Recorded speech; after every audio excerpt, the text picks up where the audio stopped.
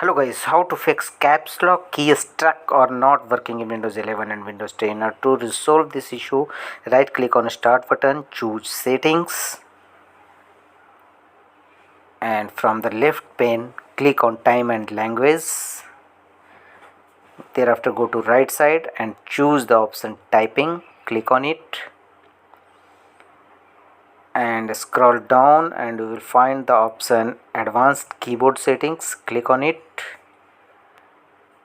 Thereafter next click on language var settings options, click on it.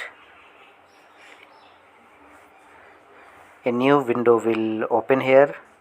From the top menu bar choose advanced key settings, and to turn off caps lock you have two options, then choose the second options, press the shift key.